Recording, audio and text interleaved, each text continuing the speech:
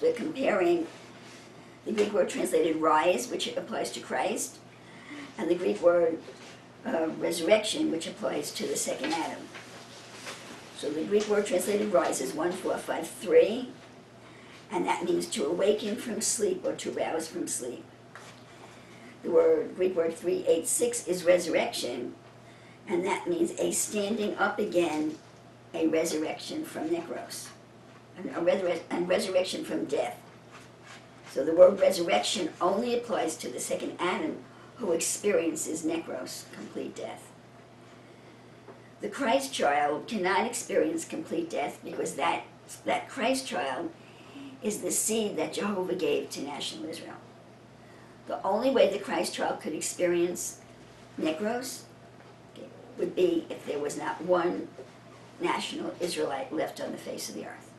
And even though we don't know where they are, okay, some Jews are national Israelites, but not all of them.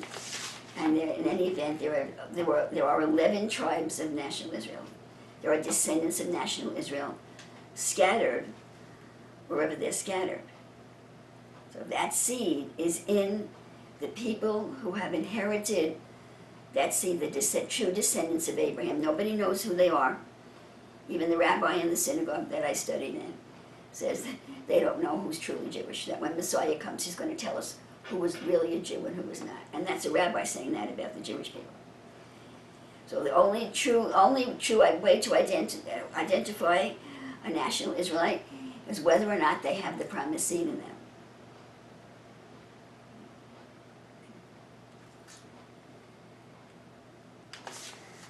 And that seed cannot die unless the last Israelite on the face of the earth dies, which will never happen, because there's prophecy that that seed has to rise, it has to produce mankind in the likeness and the image of God, and mankind has to be a house that the Spirit of God will rest in. The whole prophecy of creation has to come to pass. It's impossible that the last national Israelite in the world will die, and there are many. Not only is that not true, there are many national Israelites. So the promised seed that Jehovah put in national Israel cannot die.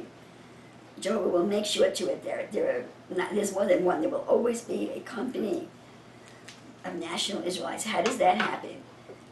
The seed that Jehovah, the promised seed that Jehovah gave to Abraham, is a many-membered seed.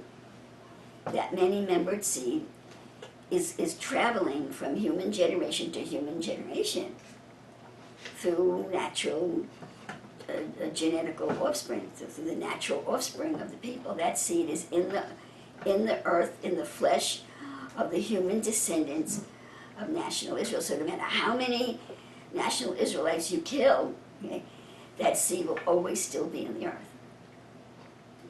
Because there's no way that Herod, for example, or Pharaoh, could root out every single national Israelite. Maybe that's the reason they're dispersed. Maybe that's the reason national Israel is hidden, that we don't know who they are.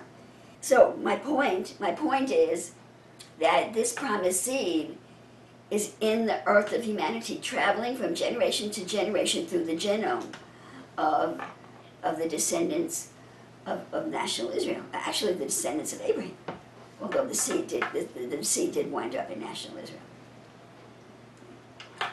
So the Christ child, the name of the seed is Christ. Christ is the Greek word for anointed. When you read in the book of Genesis that the Hebrew children cried out to Jehovah, the word is really not children, it's seed. And the seed, Christ in the people, Christ in Israel, cried out to Jehovah. So that Christ child, he's the one that went to sleep. He can go to sleep or he could wake up, but he cannot be destroyed. The Lord will not allow him to be destroyed. And he will never be able to be necroed. Okay? Only Adam can be necroed. The first Adam, necro, was completely killed. The second Adam, Jesus of Nazareth, was necroed, completely killed. But the first Adam didn't rise from the dead, but the second Adam rose from the dead. Resurrection. Christ child sleeping and waking up or rising. Adam, either necros, okay, completely dead, or resurrected from the dead. So we see, brethren, that there's no resurrection of our humanity. The one that's dying outright, necros, that will be raised from the dead, is the second Adam in you. If the second Adam is not formed in you, and your body is killed, okay, then there's no one to stand up in you again. So we see that it's not enough to have the Christ child awakened in us. He has to be fully matured until his name changes to the second Adam if we expect to resurrect after our body is killed outright, necro.